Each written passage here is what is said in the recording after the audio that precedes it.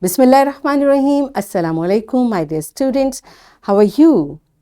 I hope you are enjoying the best of health. I welcome you in my class, that is English for grade 3. We are learning Unit 2. Its title is I Love My Country.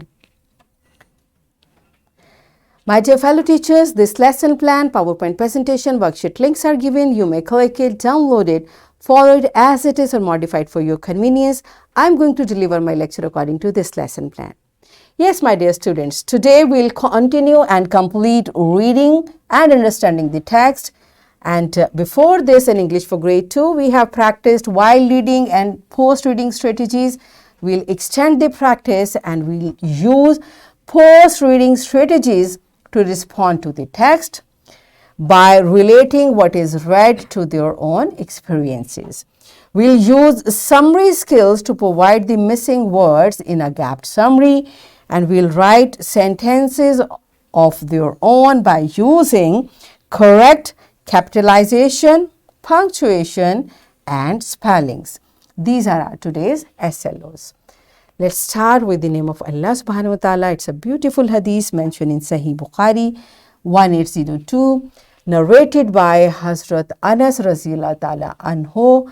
Whenever the Prophet sallallahu alaihi wasallam returned from our journey and observed the walls of Medina, he would make his mount go fast, and if he was on an animal, that is, for example, a horse, he would make it gallop because of his love for Medina. Yes, my dear children, as I told you yesterday as well, that whenever our beloved Prophet Hazrat Muhammad sallallahu alaihi wasallam was out of Medina and he is coming back, the moment he looked at the walls of Medina, he used to make his pace fast. Why? To reach earlier to Medina, and this was his love for Medina. So love for country is a beautiful sunnah of our beloved Prophet Hazrat Muhammad sallallahu alaihi wasallam, and better love demands to take care of your country. So we should be good citizens as well. These are the rules which we should follow, and we are learning about love for the country in this unit. Okay, so first, name few leaders. Yesterday we talked about 2 leaders. I hope you remember. Now tell me more names of leaders who did efforts to get Pakistan. Okay, so teachers, kindly pause the video. Take the answer from the students. Yes, my dear children, you mentioned many names. Good job. So beta, these are our heroes, alhamdulillah. So let's start, resume the reading. We read these 3 paragraphs yesterday. This is the point from where I'm going to start reading. All of you reach to this point, and here I'm going to read it. First I'll read, then it will be your turn. My country is full of many beautiful natural scenes. It is the land of mighty mountains. What does mighty mean? Big, huge. Fast flowing rivers, beautiful valleys, landscape, lush green fields and trees. Subhanallah. Beta, these, Allah has blessed our country, alhamdulillah, with many blessings. So here there is a list. So have you visited any place which you want to mention? But what is special about that? Teachers, kindly pause the video, take the responses of the students so that they can connect with the text, then come back. Yes, my dear children, I hope you have mentioned many beautiful places of Pakistan which you have visited. So every time, whenever we are on a beautiful place, we should say Subhanallah, and we should also say Alhamdulillah to Allah subhanahu wa ta'ala for giving us such a beautiful land. So which country is the heart of Islamic world? And what does the homeland mean? These 2 questions I have told you yesterday. Do you remember? Okay, then pause the video and tell the answer to your teacher.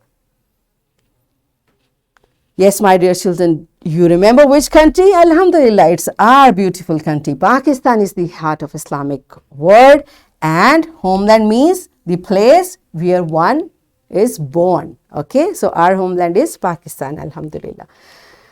The beautiful scenes of Sawat, Kalam, Naran, Kaghan and Kashmir amaze the visitors. Yes, beta, many visitors from all over the world come to see the beauty of our country. The tourists cannot help praising the beauty of these places. And what does praise mean? Admire something or someone. Okay, beta, here I want you to see, here it's written, the tourists cannot help. So whenever we use this type of term, like cannot help, it means they cannot stop themselves without praising the beauty of our country. Okay, so this is another way, another expression of writing. Cannot help means they cannot stop themselves, which is impossible to avoid. Okay, so they cannot avoid praising. It means they definitely praise the beauty of these places. I wish to see my motherland a free, fearless and united country. Inshallah, alhamdulillah. I will devote all of my time to its progress and welfare. And what does fearless mean? Here we read it, fearless, it means brave. So by the end of the lesson, the writer is making dua to see our motherland a free, a fearless and united country. And for that, what we need to do? We need to devote ourselves. Okay, so to make our country a very progressive country, a very successful country, we need to work very hard, and that's what we are doing, inshallah. So here it's the I stop reading over here. Now it's your turn. First you will read the text again and then you will complete the comprehension. So teachers, kindly pause the video, make the student to read and answer these questions. Yes, my dear children, are you done with it? Good job. So there is another activity. First it's individual activity. Describe your favorite place of Pakistan in simple few sentences. Okay, so you will describe the place, and this is every one of you have to do it. Pause the video and enjoy this activity. Yes, my dear children, are you done with it? Good job. So here is another thing about summary. I am going to tell you how to develop a summary. And what does summary mean? To make a text shorter. And to make a text shorter, what do we do? There are few steps we need to follow. First of all, the step one is we read the text. We read the complete text. In second step, we break the text down into sections. Like in first part, this happened. In second part, this happened. And in third part, this happened. We make the section of the text which we read and which we want to summarize. In step 3, we identify the key points in each section. And key point means the points which we need to bring into our summary. It's not necessary to bring everything, otherwise it will not be summarized. So what do? We take the key points, and it means the rest of the things are the explanation of these points. That's why we can exclude them. Are you getting it? So we read the text, we make the section, and then we take the key points, and rest of the things we exclude. Okay, why we exclude? Because key points are the main points and the rest of the text is the explanation of these points. And in step 4, we join the key points, we write the summary, and then we check our summary for all the capitalization, punctuations and spellings. This is how we write a summary. You got it? Okay, there is a very simple practice in your book. Let's practice it from there. First, you will read the text again, okay, and then there are simple sentences. You will fill in these blanks without going to text again. Okay, whatever remains in your brain, you will just write here to complete this gapped summary. Okay, pause the video, complete this text in your book. Yes, my dear children, are you done with it? Okay, so here is time for your homework. Make sentences of your own by using the following words. These are the words which you have to use, and be careful about the correct capitalization, punctuation and spelling. All the rules, alhamdulillah, we have studied. So I'm giving you a worksheet. Again, my dear fellow teachers, this worksheet, lesson plan, PowerPoint presentation links are there. You may click it, download it, and kindly provide printed worksheet to students for practice. And students, this is a beautiful paragraph. You have to read it and comprehend it. You have to write the answers of the questions. So what we have learned today?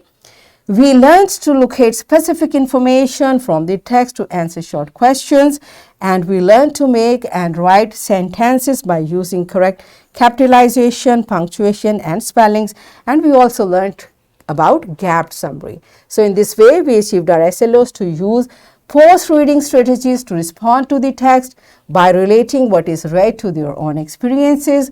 We use summary skills to provide missing words in a gapped summary.